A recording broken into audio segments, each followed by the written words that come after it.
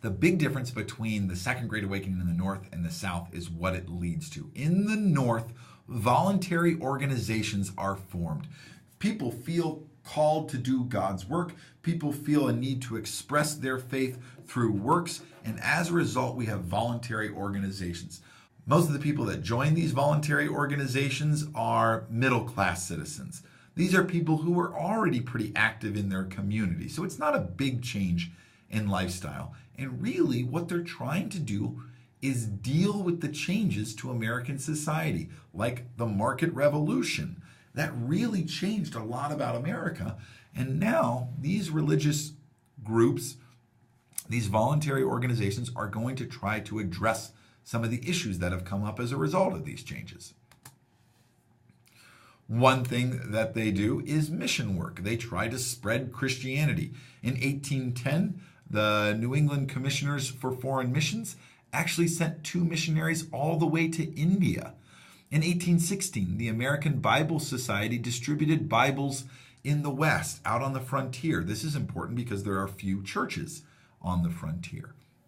In 1816 and 1817, a number of churches sent missionaries into American cities to preach to the urban poor. And in 1825, the American Tract Society was formed. A tract is like a pamphlet. And the American Tract Society printed religious pamphlets like that one you see there. And they printed these off and distributed them. They're a short, brief piece of reading to convey God's word to people who may not be attending church regularly. But reform does not stop there. There's a lot of moral reform involved. People are campaigning and putting an end to dueling. There are a lot of efforts to end gambling and efforts to end prostitution. In fact, asylums or buildings are built for prostitutes to live in as they transition away from that lifestyle and into a more respectable job. But the biggest reform to grow out of the Second Great Awakening is the temperance movement. It's also the most successful. The temperance movement is the drive to get Americans to drink less. And this is a real problem at this time.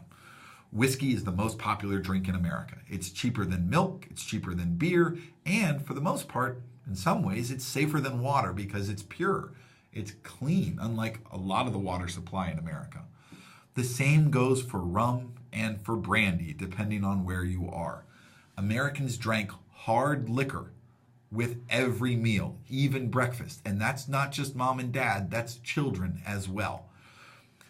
In the early 1800s, Americans drank 3 times more hard liquor per capita than Americans do today. Why is this a problem? Well, drunkenness could lead to crime. These are the beliefs of the reformers. Drunkenness leads to crime. Drunkenness leads to other vices like gambling, like dueling, like prostitution. And drunkenness leads to civil disorder. It leads to chaos. It leads to society having problems. And drunkenness is bad for the family. It doesn't just hurt daddy when daddy drinks, but father can neglect or abuse his wife or neglect or abuse his children. And this is why, in terms of the temperance movement, women play a very prominent role in the temperance movement. Urban drinking is especially targeted because wealthy Americans are afraid that the poor would riot, and drunken poor people would be more of a threat to riot and destroy property. So there's a real concern about alcohol and the poorer classes becoming a problem. These reform efforts start at a local level. You have local organizations trying to end drinking in their town, in their city. But in 1826, some clergymen came together and formed the American Temperance Society. This is a national organization encouraging Americans to abstain from drinking hard liquor. They travel around the country giving lectures, distributing literature, holding camp meetings where people give pledges. And these meetings ended up looking a lot like the religious revivals of the Second Great Awakening.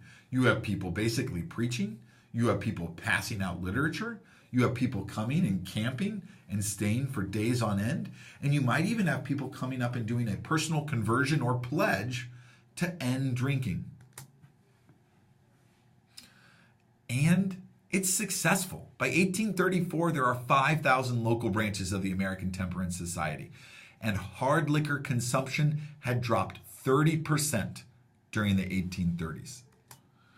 So in summary, the Second Great Awakening is really a representation of America's belief in the potential for people's improvement.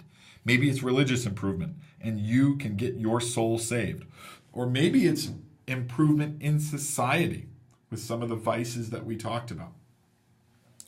The Second Great Awakening is also America adjusting to the changes in the economy and the changes in society brought on by the market revolution, while trying to hold on to more traditional morals and values.